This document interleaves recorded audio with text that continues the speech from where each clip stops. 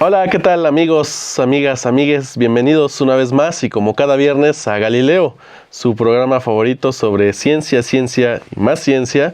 Yo soy Manuel González Vargas y este viernes tenemos uno de los temas yo creo que más interesantes que hemos tocado en este programa. Vamos a hablar del sitio donde ningún humano puede morir y que es el seguro de vida del mundo ante una catástrofe mundial. Bienvenidos.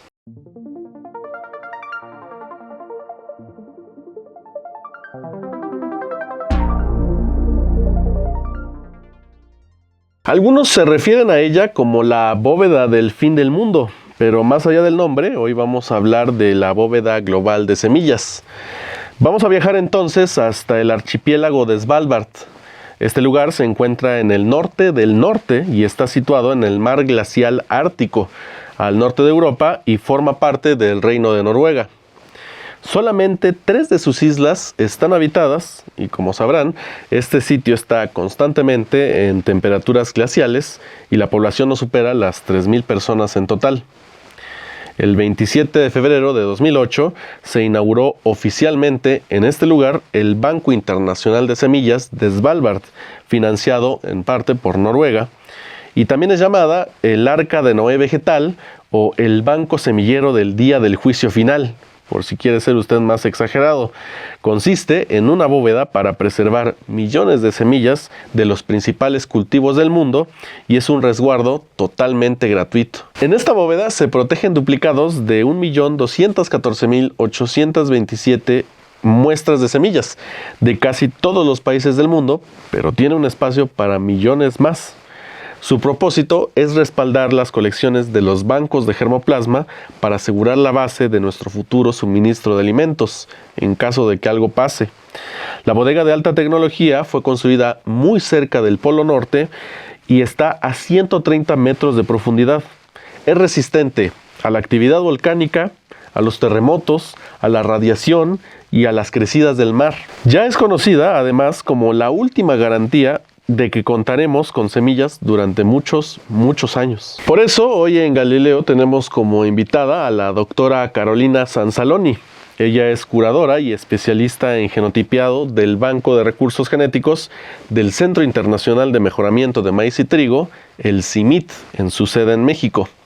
Se trata de una organización internacional que trabaja con distintos gobiernos del mundo para mejorar de forma sostenible los medios de vida de pequeños agricultores, sobre todo en países en vías de desarrollo. En primer lugar, hablamos con la doctora sobre cómo se elige la ubicación de un lugar como Svalbard para que sea la bóveda del fin del mundo y cómo este lugar es un seguro de vida para los peores escenarios imaginados en nuestro planeta.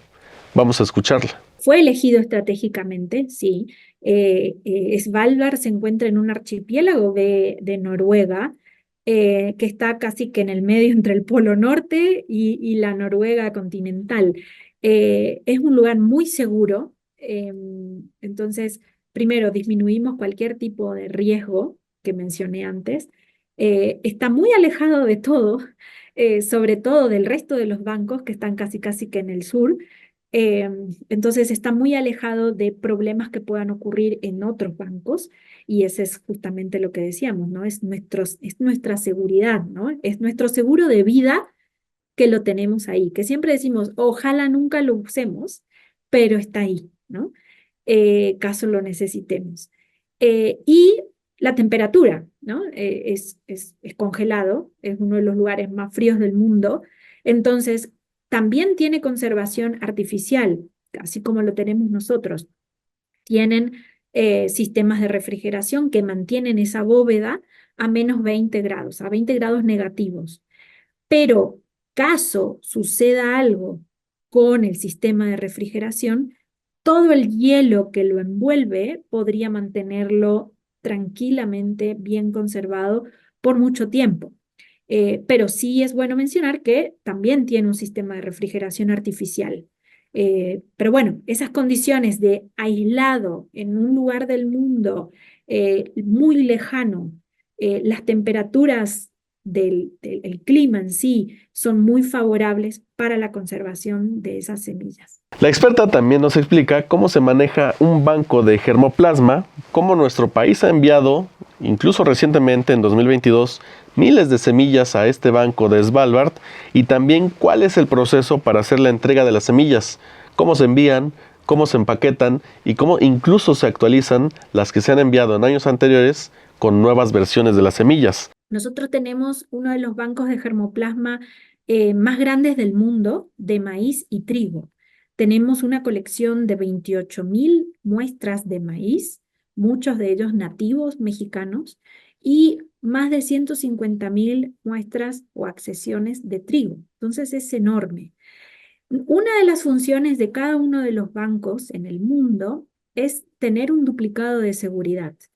Con esto me digo, si algo ocurre en las instalaciones de aquí, por ejemplo, hablando del banco que manejo yo, si algo ocurre aquí, nosotros tenemos que tener dos duplicados de seguridad. Un duplicado, es decir, una copia exacta de lo que conservamos aquí, tiene que estar en otro lugar. Nosotros tenemos un duplicado en Fort Collins, en Estados Unidos, y otro en Svalbard. Entonces, el mandato de cada uno de estos bancos de germoplasma es tener por lo menos dos duplicados y uno tiene que ser en Svalbard.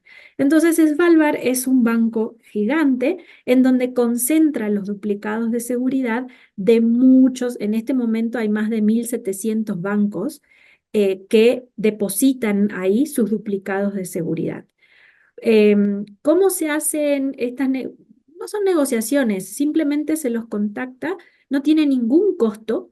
Nosotros enviamos, hacemos todo el proceso para poder hacer el envío en cajas en cajas negras, se llaman. Depositamos estas cajas por largos periodos de tiempo, ¿no? Y el propósito es, como te decía antes, siempre se piensa en, lo llaman el Arca de Noé, por ejemplo, ¿no?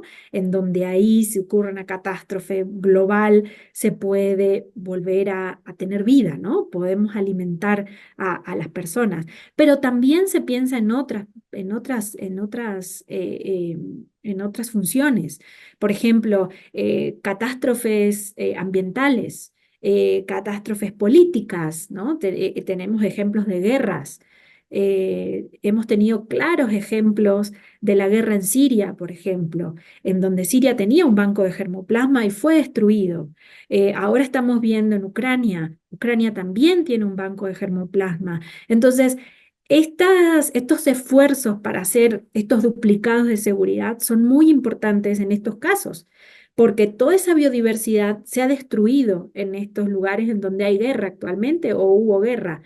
Y afortunadamente, gracias a estos duplicados de seguridad, se puede repatriar, llamamos, repatriar esta diversidad y devolverle esa biodiversidad al país de origen o al país donde conservaban estos materiales. Sansaloni también nos cuenta cómo es que entre bancos alrededor del mundo se comparten estas semillas, incluidas el banco que está en México, ubicado en Texcoco, y cómo además estos bancos hacen una copia para enviarla a Svalbard, que es el seguro del seguro de todos estos bancos. Vamos a escucharla.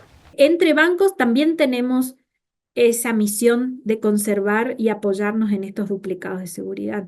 Aquí en CIMIT tenemos duplicados de seguridad del banco de CIAT en Colombia, del banco de IITA en África, teníamos de ICARDA, que es otro centro hermano, en Siria, y este fue destruido y nosotros pudimos devolverle toda esa diversidad al país. Entonces, Svalbard es el último lugar a donde vamos a pedir esa ayuda de repatriación. El primer paso es ante una pérdida, es ir a estos centros hermanos en donde nosotros también respaldamos o tenemos nuestro respaldo. Por ejemplo, en el CIMIT, el primer lugar es ir a Fort Collins. Si algo sucede con estas muestras, pues nuestro segundo lugar es Svalbard. Entonces, la función de Svalbard es esencial, es muy, muy importante, como te digo, ante muchas situaciones. Entonces, puede ser catástrofe ambiental, un huracán, donde destruye un banco de germoplasma y hay una pérdida fatal. Puede ser una guerra, conflictos humanos, una mala administración, los gobiernos van cambiando, los recursos van, vienen, una mala administración puede disminuir recursos y que el banco deje de funcionar. Entonces hay diferentes situaciones en las que puede llevar a la pérdida de esta diversidad. Y afortunadamente tenemos el apoyo de Svalbard para que esto se mantenga. La experta nos da detalles sobre qué es específicamente lo que se guarda en estos bancos de semilla, cuánto duran los especímenes y por qué es clave el trabajo científico y cómo incluso empacar este germoplasma para que dure décadas e incluso alcance a llegar al siglo completo o más. En los bancos de germoplasma nosotros conservamos diversidad de todo el mundo. En este caso, voy a hablar particularmente del CIMMYT, conservamos maíz y trigo. Entonces, las 28.000 accesiones de maíz pertenecen en su gran mayoría a razas nativas mexicanas que fueron colectadas en toda la República y además también conservamos especies de todo el mundo. Entonces, en trigo también, si bien no es un centro de origen México, conservamos toda la diversidad del centro de origen y también variedades mejoradas. Entonces, parientes silvestres, ancestros que dieron origen al trigo o dieron origen al maíz. Toda esta diversidad es muy rica en genes. Tal vez no es tan rica en productividad, no tienen un alto rendimiento, pero sí tienen un gran potencial para enfrentar los desafíos, por ejemplo, del cambio climático y la seguridad alimentaria. Podemos tener genes dentro de estas accesiones que son tolerantes a sequía, tolerantes al calor, tienen resistencia a diferentes enfermedades. Entonces, por eso es importante conservar toda esta riqueza natural para enfrentar los desafíos que están ocurriendo hoy y que ocurrirán en las siguientes generaciones. Esto por un lado. ¿Cómo los conservamos? Hay todo un proceso y un trabajo muy meticuloso del personal que trabaja en cada banco de germoplasma. Lo que hacemos es, primero, garantizar bajar la humedad de las semillas hasta un 5 o un 8%. Ese es el primer paso. La idea es tener semillas frescas. Entonces, enviamos al campo, regeneramos, incrementamos esa semilla, obtenemos semilla fresca. Luego bajamos la humedad en cámaras controladas, en donde se reduce la humedad hasta 5 o 8%. Una vez que obtenemos ese nivel de baja humedad, lo que pasa a un proceso de conservación en el cual se las limpia, se les hace un test de sanidad. Necesitamos garantizar que la semilla sea sana, que no contenga virus, que no contenga bacterias. Luego hacemos un test de viabilidad. Este es un test en donde, un estudio en donde se les ponen a germinar las semillas y tenemos que asegurarnos que tengan al menos 85% de germinación. ¿Para qué? Porque yo no puedo conservar algo que luego no va a crecer, ¿no? Entonces tengo que asegurarme que su viabilidad, que sea una semilla sana y viable, que pueda germinar y dar una planta buena, en buenas condiciones, obviamente con sanidad. Una vez que pasa toda esta serie de exámenes, tanto de sanidad como de germinación, y tiene la humedad adecuada, lo empaco. Lo empaco en sobres de aluminio trilaminado. Estos sobres de aluminio lo que hacen es proteger la calidad de la semilla a largos periodos. Y se lo cierra al vacío. ¿Para qué es esto? Para sacar todo el oxígeno y disminuir la oxidación de la semilla. Una semilla va muriendo a medida que se va oxidando. Entonces, con estos tratamientos muy rigurosos, podemos conservar semillas hasta 50, 100 años y hasta más. Eh, También cuando enviamos a Svalbard, enviamos una pequeña, además del sobre que contiene la semilla, enviamos una pequeña muestra adicional, la cual nosotros podemos pedir a Svalbard que nos la regrese y hacerle un estudio de viabilidad para saber si la semilla que estamos conservando ya sigue estando en buenas condiciones. Si sigue estando, la dejamos. Si no, la pedimos que nos la regresen y le enviamos semilla nueva. Entonces es un proceso muy, muy estricto, de pasos muy controlados para asegurar que nuestras futuras generaciones puedan tener una alimentación y enfrentar desafíos. No sabemos cómo va a ser el clima, no sabemos qué enfermedades pueden ocurrir. Entonces, la gente que trabaja aquí en el banco le pone mucho, te diría, cariño a a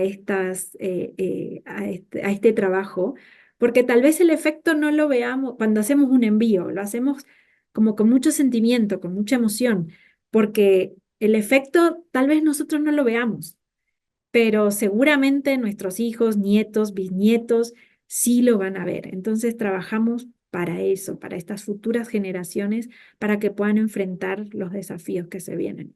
Por último, la doctora Sansaloni nos da sus argumentos sobre la importancia de estos bancos y de la bóveda del fin del mundo ante el avance implacable de la emergencia climática.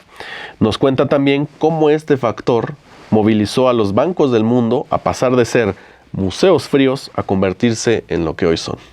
La escuchamos. Realmente el cambio climático está ocurriendo, lo vemos a diario en todo el mundo. Eh, Y hace un tiempo un banco de germoplasma se veía casi que un museo frío.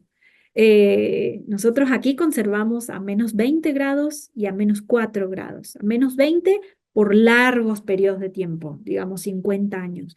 A -4 hasta 20 años. Y es de ahí donde distribuimos a todo el mundo. Ahora te platico un poquito de eso. Pero hemos tratado de transformar esto de que pasar de un museo frío a realmente un centro en donde podamos venir, los mejoradores sobre todo puedan venir a encontrar soluciones. Los mejoradores, los fitomejoradores ven que en sus programas de mejoramiento ya no tienen esa diversidad genética para enfrentar, por ejemplo, a una nueva enfermedad que fue causada por la elevación de la temperatura. O estamos viendo que cada grado que va incrementando el rendimiento va disminuyendo muchísimo. Entonces eso significa menos granos, menos alimentos. Entonces se está viendo el efecto y el efecto es grave. Por eso es importante mantener esta biodiversidad, introducirla en los programas de premejoramiento para que se puedan formar los cultivos del futuro, ¿no? Estar preparados para esto que está ocurriendo. Han habido ejemplos, no sé, en enfermedades en África, en donde no ha habido solución dentro de los programas de mejoramiento y han venido al banco de germoplasma y afortunadamente se han encontrado accesiones que cargaban genes que eran resistentes a esta enfermedad y se ha podido solucionar el problema. Y así hay muchos otros ejemplos en donde está demostrado que esta biodiversidad conserva genes que son importantes para diferentes problemas asociados al cambio climático, sea calor, sea sequía, sean enfermedades, eh, entre otros, calidad, ¿no? Calidad de nutrición, en fin, hay una serie de efectos que, bueno, se ven reflejados por el cambio climático, ¿no? Con este último apartado sobre la importancia de los bancos de semillas alrededor del mundo, cerramos nuestra edición número 24 de Galileo, su programa favorito sobre ciencia, y le agradecemos muchísimo a la doctora Carolina Sansaloni por acompañarnos. Le recuerdo también que en la descripción del video le dejamos dos links. Uno es para que usted pueda hacer un recorrido digital de la bóveda de Svalbard, y también el otro link es por si quiere visitar el Banco de Semillas Mexicano del CIMMYT, que está ubicado, como le decía, en Texcoco, en el Estado de México. Por último, y sobre todo, le agradecemos a usted, al auditorio de Galileo y de Estudio B, por vernos una vez más, como cada viernes. Recuerde, todos los viernes a las 4 de la tarde, tiempo del Centro de México, estrenamos un nuevo episodio de Galileo. Y si le gustó el programa, si le gustan los programas anteriores, le pedimos que nos deje su like, que nos deje un comentario sobre qué le gustó o qué le gustaría ver, y que lo comparta si tiene algún conocido, algún familiar o algún amigo que le interesen estos temas sobre ciencia, para que lo pueda ver y pueda disfrutarlo como usted. Mientras tanto, yo me despido, soy Manuel González Vargas y esto es y seguirá siendo Galileo.